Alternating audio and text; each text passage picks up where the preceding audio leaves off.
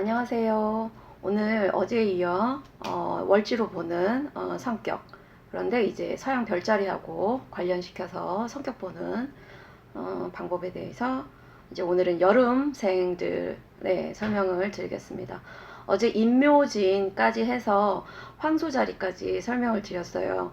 오늘은 4, 5, 미월 생들의 별자리를 알아볼 건데요. 일단 4월은요, 입하일을 기준으로 해서 5월 5일부터 6월 4일까지 양력으로 이렇게 나오고요. 사화라는 것은 여름의 시작인데 각 계절의 시작은 역마를 의미하기도 하고요. 새로운 시작. 근데 봄의 시작은 나무가 자라면서 이미 그 안에 여름의 시작을 알리는 기운을 갖고 있고요. 사화 역시 여름의 시작이지만 이미 가을에 또 시작하는 기운을 갖고 있어요. 이제 그런 특징들을 생각해 봤을 때 사화라는 거는 퍼져 나가려는 봄에 성장했으면 이제는 변화 발전하는 옆으로 확장되는 화의 기준에 시작하는 월이거든요. 여기에 해당되는 자리가 일단 어제 황소자리랑 반이 걸립니다. 어제 황소자리 목표를 향해 나아가고 돈을 사랑하고 소유욕 강하고 현실적이고 안전적인 일 선호하고, 여기와 이제 오늘 할 거는 쌍둥이 자리입니다.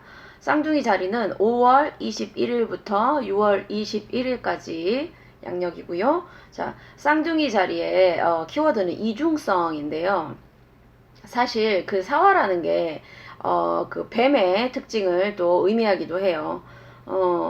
뱀이 갖고 있는 장점은 되게 영민하고 그리고 민첩하고 그리고 뱀은 뒤로 후진하는 방법을 모른다고 합니다. 한 번 하면 앞으로 쭉 나가는 어떤 추진력 같은 것도 있을 수 있는데, 문제는 뱀이 혀가 두 개로 갈라져 있어서 뱀에 대해서 조금 부정적인 측면으로 얘기할 때 앞뒤말이 좀 다를 수 있다라는 측면인데, 역시 별자리 자체도 쌍둥이 자리예요. 쌍둥이 자리가 의미하는 것도 두 개로 나눠져 있지만 여기에서의 이중성을 좀 의미하는 게 있더라고요. 일단 두뇌 회전은 빠르고요. 행동 민첩하고 화려한 말솜씨, 그리고 사교성이 좋고 유머 감각도 있고, 그다음에 호기심도 많고 다재다능하고 적응력이 좋다. 네. 한 곳에서 오래 하는 거는 아무래도 역마의 기운이기 때문에 부족하지만 어디를 가든 적응력은 좋은 거는 장점인데요. 단점은 인내심이 부족하고, 역시나 역마의 특징으로 한 장소에 오래 있지 못하고 한 곳에서 집중력, 한 분야에서 집중력을 발휘하기에는 조금 부족하다라는 것입니다. 역마라는 게 어떤 실질적인 장소의 이동도 있지만, 내가 하나의 어떤 일에 매진했을 때 거기에만 집중하지 않고 여러 가지를 보는 그런 것도 사실 역마에 해당이 되는 거니까 같이 생각을 해주시면 되실 것 같아요. 어쨌든 사화의 4월 뱀을 의미하는 4월의 특징은 어제 말씀드린 황소자리와 방금 얘기한 쌍둥이 자리의 특징을 두 개를 다 갖고 있다라고 생각하시면 될 것 같아요. 그 다음에 5월입니다. 동물로는 말을 의미하고, 망종일을 기준으로 6월 5일이 망종이거든요. 망종일을 기준으로 6월 5일부터 7월 6일까지 5월이고요. 그 다음에 여기에 해당되는 것은 방금 쌍둥이 자리에 해당되는 사항도 조금은 들어갑니다. 날짜가 겹치는 게 있어서. 그런데 이제 개 자리 6월 22일부터 7월 22일까지 이 개자리가 5월에 역시 해당되는 특징이 있는데요. 사실 5월은 완전히 순수한 불의 기운은 아니지만, 너무 뜨거워서 중간에 기토가 있지만 그래도 불이 가장 강한, 근데 불이라는 거는 가장 확장성이 강하고요. 그 다음에 응축되지 않고 오픈되어 있는, 가장 밝아요. 밝다라는 거는 숨기는 게 별로 없다라는 걸 특징으로 갖고 있기도 하고, 또 말 자체가 말이라는 동물 자체가 갖고 있는 특징이 개자리에 많이 녹아 있더라고요. 개자리의 특징은 키워드가 여성적이고 평화주의자예요.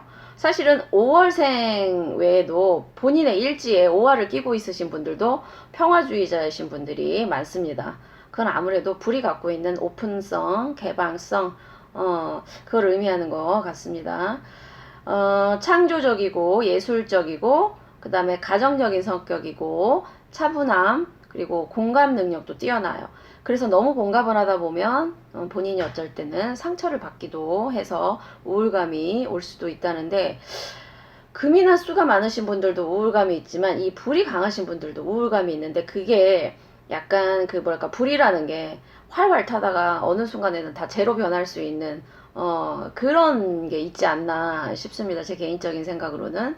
어쨌든 너무 불이 많으신 분들도 조울증에 대한 어떤 그런 성격적인 측면이 있으시더라고요.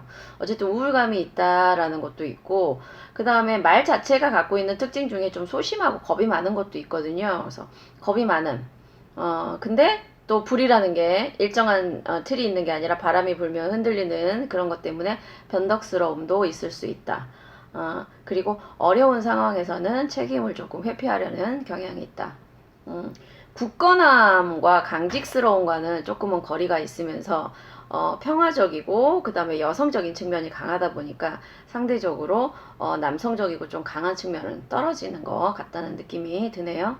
자, 그 다음에 미월입니다. 미월은 소서일을 기준으로 7월 7일부터 8월 6일까지 이고요. 그 다음에 미토 자체가 갖고 있는 거, 여름의 화기를 이제 다 끌어모아서 가을로 뭔가 결실을 내는 그 계절로 가는 환승장이기 때문에 미토 자체가 갖고 있는 그 어떤 기본적인 그 강함, 토라는 게 계절이 바뀌면서 결실을 내야 된다는 그게 강하기 때문에 그게 자리에도 여전히 드러나요. 사실은 미토 안에 불의 기운도 있지만 이 불의 기운을 모아서 가을에 결실을 내려는 금의 기운으로 바꾸는 역할을 하기 때문에 개자리의 특징도 갖고 있으면서 지금 이게 사자 자리가 미월에 해당이 돼요. 개자리하고 사자 자리하고, 사자 자리는 7월 23일부터 8월 22일까지이고요. 특징이 리더십이에요. 리더십이란 뭐예요? 본인이 사람들을 주도해서 강한 카리스마를 가지고 조금 힘든 일이 있어도 조금 밀어붙이는, 그래서 지금 그런 특징들도 나오네요. 모든 리더십이 본인의 생각을 관철시켜서 밀어붙이는 것은 아니지만, 사자가 의미하는 용맹스러움이라는 걸 생각해 보시면 밝은 성격의 화려함, 그 다음에 개방적이고 자신감 있고 재치 있고 영리하고 융통성도 있고, 이거는 다 긍정적인 측면이에요. 근데 단점으로는 오만하고 폭력성이 있고 그 다음에 이기적이고 참을성이 없다. 그리고 조금 안 될 것 같은 상황에서도 밀어붙이는 어떤 그런 게 있는, 그걸 장점이라고 해야 될지 단점이라고 해야 될지, 모든 거는 맥락 안에서 파악이 돼야 되기 때문에 그게 긍정적으로 발휘될 때 있고 부정적으로 발휘될 때 있기 때문에 그거를 딱히 장점이라고 해야 될지 단점을 해야 될지는 모르겠습니다. 네. 어쨌든 어제와 비슷하게 두 개씩 걸려요. 4월은 황소 자리하고 쌍둥이 자리가 두 개 같이 공통적으로 걸리는 거고요.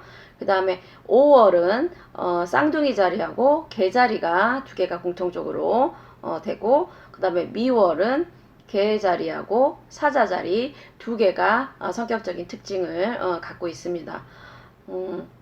그리고 각 월의 특징에 그걸 유념하셨다가 본인이 만약에 이 월이 아닌 일에 이 뭐 인이든 묘든 진이든 사든 오든 미든 그걸 일지에 놓고 있어도 비슷한 성격을 나타낸다고 생각하시면 될 것 같아요. 하지만 늘 말씀드리지만 명리를 어느 정도 이제 들으시면, 공부를 하시면 각 일간의 특징과 연월 일시 그것과 또 대운에 따라서 사람의 성격은 본성은 변하지는 않지만 그거에 따라서 조금씩은 변할 수도 있고 더 사회화 과정을 통해서 달라지기도 하기 때문에 별자리 자체가 어느 정도 저도 맞는 거는 있다고 생각해요. 그 사람 본성은 변하지 않으니까. 사자가 물고기가 될 수는 없거든요. 네. 근데 너무 하나에 너무 편협하게 해서 무슨 너는 O형이니까 이래라고 했을 때 우리가 조금 가질 수 있는 좀 그게 있으니까 별자리도 어느 정도 참고만 하시고 진짜 기본적인 디테일은 더 세부적으로 들어가셔야 더 정확하게 알 수 있다라는 거를 늘 명심하셨으면 좋겠습니다. 감사합니다.